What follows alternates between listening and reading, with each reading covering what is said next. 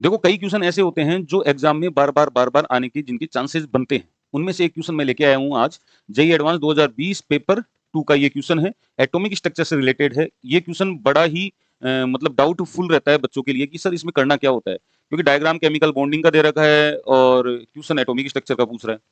ठीक है कि नहीं है, तो कंफ्यूज हो जाता है बच्चा। इस टाइप के क्वेश्चन आपको वहां पे मिलेंगे, आपको लगेगा कि वहां पे क्वेश्चन किसी और का है, पूछा कुछ और जा रहा है। तो इस टाइप के क्वेश्चन में लंबी चौड़ी थोड़ी एक डायग्राम है, पर इससे घबराना नहीं है अपन को, आराम से पढ़ना है, देखना है, बड़ी आसानी से सोल्व होगा। इसमें तीन चीजें अपने लिए इंपॉर्टेंट है, किसके लिए क्या पूछा जा रहा है, किस यूनिट में पूछा जा रहा है। तो यहाँ पे हाइड्रोजन मॉलिक्यूल के लिए पोटेंशियल एनर्जी पूछी जा रही है किलो जूल मोल इनवर्स में, और कहां पे पूछी जा रही है, इंटर न्यूक्लियर डिस्टेंस पर पूछी जा रही है, जहां पे इलेक्ट्रॉन इलेक्ट्रॉन और न्यूक्लियस न्यूक्लियस रिपल्सन क्या होता है, मिनिमाइज होता है। तो ये डायग्राम अपना देखा हुआ है, यहाँ पे आपका जो है न्यूक्लियस इलेक्ट्रॉन अट्रैक्शन बढ़ता है, जिसके कारण से पोटेंशियल एनर्जी डिक्रीज होती है, उसके बाद में पोटेंशियल एनर्जी मिनिमम पे पहुंचती है, जिसको इंटरन्यूक्लियर डिस्टेंस बोलते हैं अपन, ये वाली। ठीक है नहीं, उसके बाद में पोटेंशियल एनर्जी बढ़ना स्टार्ट होती है। क्यों? क्योंकि इलेक्ट्रॉन इलेक्ट्रॉन और न्यूक्लियस न्यूक्लियस रिपल्सन इंक्रीज होना स्टार्ट होता है। तो यहाँ पे जब अपन अपनी एनर्जी की बात करेंगे, जो एनर्जी होती है आपकी टोटल एनर्जी, वो क्या होती है, वो होती है -ZE²/2।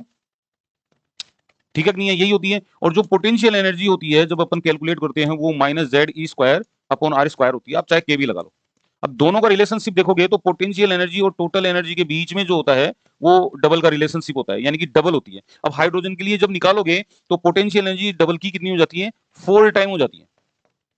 H2 के लिए निकालना है ना आपको, ये तो हाइड्रोजन एटम के लिए है। जब H2 के लिए निकालोगे तो वो भाई साहब 4 गुना होगी होगी पोटेंशियल एनर्जी। ठीक है नहीं है, बस यही। अब इस टोटल एनर्जी को जब अपन किलो जूल में रिप्रेजेंट करते हैं, तो आपको पता होना चाहिए वो 1312 है। यानी कि ये जो टोटल एनर्जी का जो फॉर्मूला बनता है वो क्या बनता है, -1312 है, Z²/N² kilo joule mole inverse में बनता है, ये पता हो तो। बनता है कि नहीं बनता? तो वही तो रखना है अपन को, वो रख देंगे अपन। ठीक है कि नहीं है? तो वो रखेंगे तो कितना आएगा, ये 8, ये 4, ये 2 और ये 5। तो ये अपना आंसर आ गया, बड़ी सिंपल तरीके से। अब इस क्वेश्चन का जो आंसर था ना वो रेंज में था।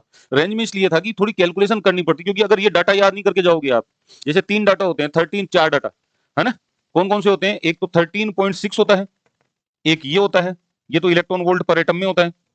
ठीक है, एक कौन सा होता है आपका, वो होता है ये मैंने लिखा जो 12 इलेक्ट्रॉन वोल्ट किलो जूल पर मोल, और एक और होता है 313.6 किलो कैलोरी पर मोल, और 1 सेंटीमीटर इनवर्स में होता है, पता हो तो, है ना, 109677, ये सेंटीमीटर इनवर्स पर एटम में होता है।